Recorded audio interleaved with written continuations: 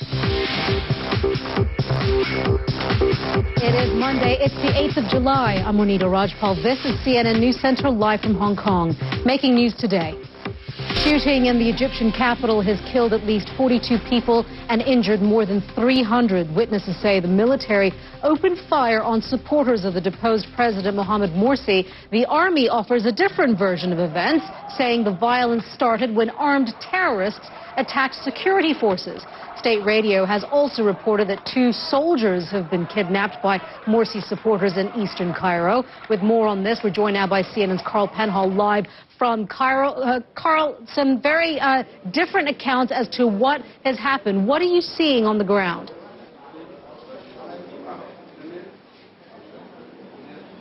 Carl, thank you very much. Carl Penhall there, live for us in Cairo. A 16-year-old girl who died after an ASIANA Airlines flight crashed and burst into flames may have been run over by one of the emergency vehicles rushing to the rescue. That's one of the revelations to emerge in the wake of the tragedy. These 2 teenagers from China were killed and almost 200 other passengers were injured. The Boeing 777 broke apart when the back of the plane struck the runway while landing in San Francisco, severing the tail and starting a fire. Now, the flight originated in Shanghai, China, and stopped off in Seoul in South Korea.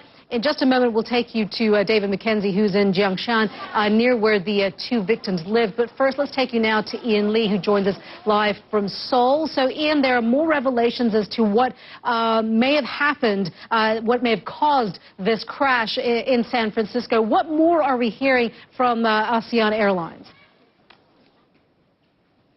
Monita, what we're hearing right now is there's a lot of focus on the 2 pilots that were flying the plane at the time. Yeah, it's pretty incredible footage there that we saw. Ian, stand by there. I want to take you now to David McKenzie. He joins us now from Jiangshan in China, where these 2 girls, the 2 victims of this tragedy, died. That's where they were from. David, tell us a little bit about where you are right now, and obviously a tragic situation for the families who are still there.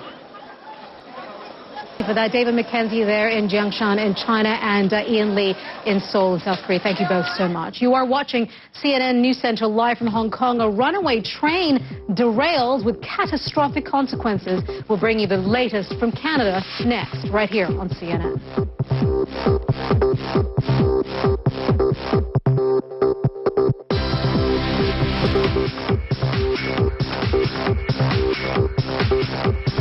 You are watching CNN News Center live from Hong Kong. I'm Monita Rajpal. Rescuers in Canada are searching for 40 people who are still missing after a runaway train plowed into the middle of a town in Quebec.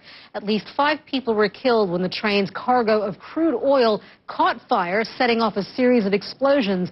Dozens of buildings were flattened, and 2,000 people have been forced to leave their homes. Paula Newton is in Lac Mégantic, and she joins us now live. Paula, some people are describing it as a war zone, what they're seeing there in Lac Mégantic.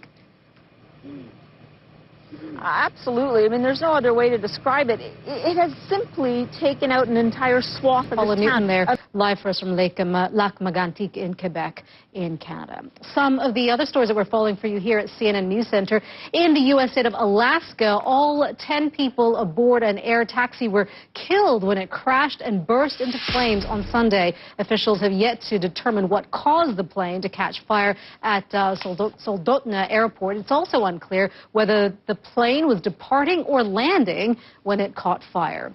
And in India, at least 9 people were killed and 15 injured when a hotel collapsed in the south of the country. The 3-story building was in Secunderabad, city in Andhra Pradesh state. Rescuers are searching for at least 2 people still believed to be trapped under the rubble. Former South African leader Nelson Mandela remains on life support in critical but stable condition. It's been a month now since the anti-apartheid icon was admitted to hospital for a lung condition. A source familiar with Mandela's health denied reports the 94-year-old is in a vegetative state. After a mammoth 16-hour negotiating session, North and South Korea have reached a tentative deal to begin reopening their joint Kaesong Industrial Park. It enables South Korean business owners to visit Kaesong to inspect their facilities and remove finished products and raw materials. The North shut down the facility in April as tensions rose following its third nuclear weapons test. The two sides had scheduled further talks. Both sides hope will lead to reopening the facility. A coroner in Singapore has ruled there was no foul play in the death of an American engineer last year. Shane Todd was found hanging from a bathroom door in his Singapore apartment in June 2012. Todd's parents had contested the medical examiner's initial finding of suicide. They argued there was evidence suggesting homicide. And he barely had any sleep before getting back to work this morning after spending Sunday night celebrating his historic win at Wimbledon. Andy Murray defeated world number 1 Novak Djokovic in straight sets to claim victory in the final. And we will, of course, take you live to the All England Club in just a few minutes to find out just how Britain is adjusting to having a homegrown Wimbledon winner. You are watching CNN News Centre live from Hong Kong. Do stay with us. We'll be right back after the short break. You are watching CNN News Centre live from Hong Kong. Britain is still buzzing after Andy Murray's historic victory in the men's final at Wimbledon on Sunday. Atika Schubert is at the All England Club, and she joins us now live. And Atika, we now understand that CNN got the very lucky chance to speak to the champion today. That's right. I mean, the entire country is literally basking in the glory of its victory. But it's been a lot for Andy Murray to take. Take a listen to what he said to CNN's Amanda Davis this morning. Right, Atika, thank you very much for that. And we were showing their images of their Dunblane. That's the hometown of Andy Murray, who is celebrating after this historic win. And I've heard somewhere that someone had said that they're now happy that Dunblane is being associated with something good and not something tragic. Atika Schubert there at the All England Club. Thank you so much.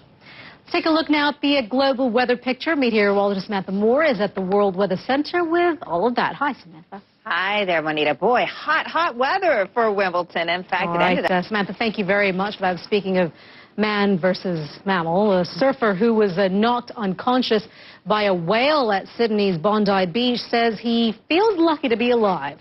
The New Zealand man was surfing on Sunday morning when a whale the size of a bus surfaced close to him. You are watching CNN News Centre. I'm Monita Rajpal live at CNN Hong Kong. Thank you for joining us. We'll update you with the news headlines in just a couple of minutes.